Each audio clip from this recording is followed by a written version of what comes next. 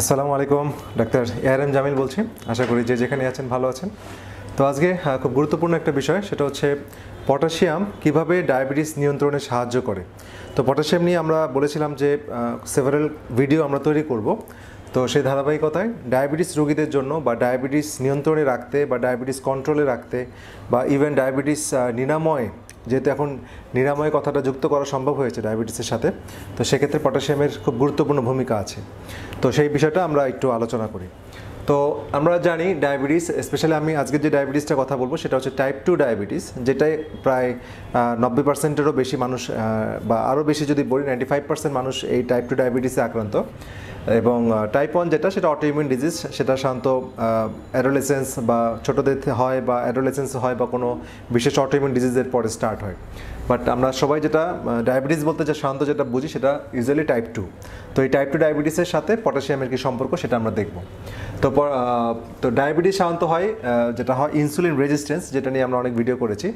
তো insulin resistance হলে অর্থাৎ আমাদের শরীরে অত্যাধিক ইনসুলিন তৈরি হয় এবং ইনসুলিনগুলো ঠিকমতো কোষের প্রাচীরে কাজ করতে পারে না, অর্থাৎ গ্লুকোজকে আর কোষের ভিতর নিয়ে যেতে পারে না, যে কারণে রক্তে গ্লুকোজ বেশি থাকে এবং রক্তের গ্লুকোজ বেশি থাকার কারণে রক্তে গ্লুকোজ আমরা বেশি পাই এবং ডায়াবেটিস রোগটা তখন নাম ধারণ করে। তো যাই হোক, তো পটাশিয়াম এখানে কী ভূমিকা পালন করে সেটা আমরা দেখব। তার আগে ইনসুলিন, যেটা আমাদের ব্লাড সুগার বাড়লে রিলিজ হয়, এবং এটার সাথে ইনসুলিনের সাথে পটাশিয়ামের একটা খুব গভীর সম্পর্ক আছে, যেটা দেখা গেছে যে এটা ব্যস্তানুপাতিক সম্পর্ক।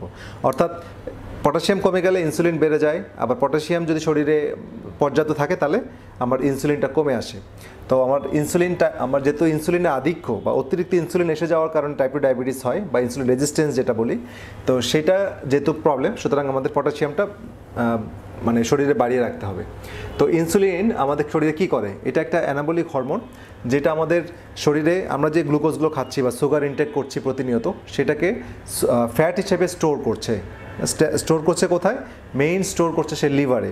হ্যাঁ, যে গ্লুকোজটাকে গ্লাইকোজেন হিসেবে স্টোর করছে, পরবর্তীতে সেটা ট্রাইগ্লিসারাইড বা অন্যান্য ফ্যাটে কনভার্ট হচ্ছে। আর যখনই ব্লাডে ইনসুলিন বেশি থাকে তখন আমাদের ফ্যাট বার্নিং যে প্রসিডিওর, অর্থাৎ চর্বি ভাঙার যে ব্যাপারটা, সেটা কিন্তু চালু করা সম্ভব হয় না। সুতরাং ইনসুলিন এই জিনিসটা করে, ফ্যাট বার্নিংটাকে প্রিভেন্ট করে। আমাদের ইনসুলিনের একটা উপকারী দিক হচ্ছে যে আমাদের ব্লাড প্রেশারটাকে কমিয়ে রাখতে সাহায্য করে, এবং সে পটাশিয়াম এবং গ্লুকোজ, ইনসুলিন হচ্ছে পটাশিয়াম এবং গ্লুকোজকে এই কোষের ভিতরে প্রবেশ করতে সাহায্য করে। কোষের ভিতর গ্লুকোজ এবং পটাশিয়াম দুইজনকেই সে ভিতরে প্রবেশ করাতে সাহায্য করে।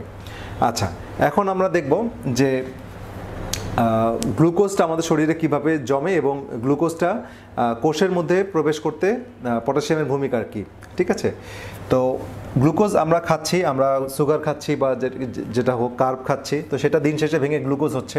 যত রিফাইন্ড কার্বোহাইড্রেট খাবো, ঠিক আছে, অর্থাৎ পরিশোধিত গম, পরিশোধিত চালের প্রোডাক্ট যতই বেশি খাবো তত বেশি আমাদের ইজি গ্লুকোজ চলে আসবে ব্লাডে, এবং এই গ্লুকোজগুলো তখন লিভার এবং মাসেলে গ্লাইকোজেন হিসেবে জমা হবে। তো গ্লুকোজটা, এই যে একটা গ্লুকোজ অণু এরকম পুতির মালার মতো যখন অনেকগুলো অণু একসাথে যুক্ত হয় তখন সেটা হচ্ছে গ্লাইকোজেন। তো গ্লাইকোজেনটা তখন গ্লাইকোজেন হিসেবে আমাদের লিভার এবং মাসেলে জমা থাকে। ঠিক আছে, এবং এই যে কোষের মধ্যে গ্লুকোজ প্রবেশ করাতেও পটাশিয়ামের এখানে গুরুত্বপূর্ণ ভূমিকা আছে। পটাশিয়াম সেই গ্লাইকোজেন তৈরি করতেও সাহায্য করে। ঠিক আছে, গ্লুকোজ স্টোর করে সেলের মধ্যে, পরে এটা গ্লাইকোজেনে কনভার্ট হয়ে পরবর্তীতে এটা আরও বেশি স্টোর হয় ইনসুলিনের প্রভাবে, তখন সেটা ট্রাইগ্লিসারাইডে পরিণত হয়। তো এইটা হচ্ছে আমাদের বিষয়। এবং আরেকটা যে জিনিসটা, এই গ্লুকোজ যত বেশি কোষের মধ্যে প্রবেশ করতে থাকবে তত পটাশিয়ামগুলো কোষ থেকে বেরিয়ে যাবে।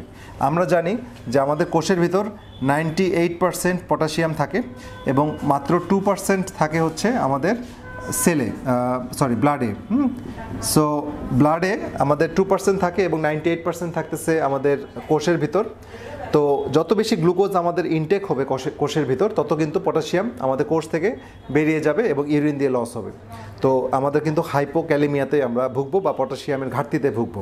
ঠিক আছে, আর আরেকটা হয় কি, ডায়াবেটিস রোগীদের যেটা হয় যে ডায়াবেটিস যত বেশি হয় তত ব্লাডে গ্লুকোজ বেশি থাকে, সুগার বেশি থাকে, এবং গ্লুকোজ ইউরিন দিয়ে যখন বের হয় তখন তার সাথে সাথে পটাশিয়ামও আবার বেরিয়ে যায় ইউরিন দিয়ে। তো এইভাবেও পটাশিয়াম কমে যায়। তো ডায়াবেটিস রোগীদের তাহলে এইভাবে আমাদের পটাশিয়াম কমে যাচ্ছে।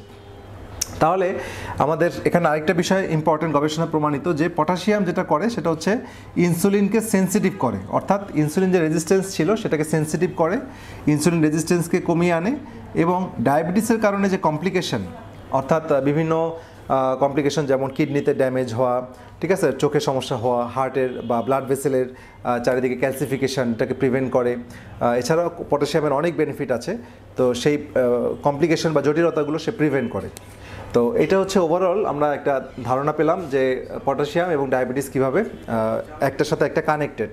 সো আমরা পটাশিয়াম খুব বেশি মাত্রায় গ্রহণ করতে হবে এবং আমাদের যেহেতু ডেইলি রিকোয়ারমেন্ট প্রায় 4700 মিলিগ্রাম, সো আমাদেরকে পর্যাপ্ত পটাশিয়াম গ্রহণ করতে হবে, কারণ পটাশিয়াম গ্রহণ না করলে আমাদের ব্লাড গ্লুকোজ মেনটেন হবে না, ঠিক আছে। বিকজ পটাশিয়ামের সাথে ইনসুলিনের সম্পর্ক, পটাশিয়ামের সাথে গ্লুকোজের সম্পর্ক, যে বিষয়টা আমরা বললাম, তো এইটা আমরা যদি ভালো মতো বুঝি তাহলে আমাদের অবশ্যই পটাশিয়াম খেতে হবে। এবং পটাশিয়াম গ্রহণ করার জন্য সবচেয়ে বেস্ট সোর্স আমরা আগের ভিডিওতে বলেছি যে গ্রিন লিফি ভেজিটেবল অথবা গ্রিন জুস, এছাড়া সুইট পটাটো অথবা আমাদের পালং শাক, এছাড়া বানানা, মানে কলা যেটা বলি, আলু, কিন্তু আলু বা অন্যান্য স্টার্চ জাতীয় জিনিস থেকে আমরা কম নিতে চাই, বিকজ এখানে আমাদের যেহেতু সুগার বেশি চলে আসে, সুতরাং আমরা গ্রিন লিফি ভেজিটেবলটাকে প্রায়োরিটি দেই।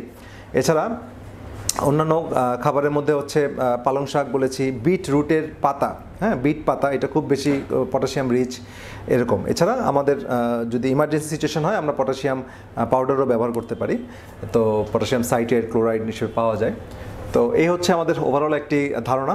এরপরে আমরা আরেকটি ভিডিও করবো ইনশাল্লাহ, পটাশিয়াম কীভাবে ব্লাড প্রেশার কমাতে সাহায্য করে। তো সেই পর্যন্ত সবাই ভালো থাকেন, সুস্থ থাকেন। ভিডিওগুলো আপনাদের জনস্বার্থে আপনাদের পরিচিত জনদের মাঝে ছড়িয়ে দেন। পরবর্তী ভিডিও দেখার আমন্ত্রণ রইল। আল্লাহ হাফেজ।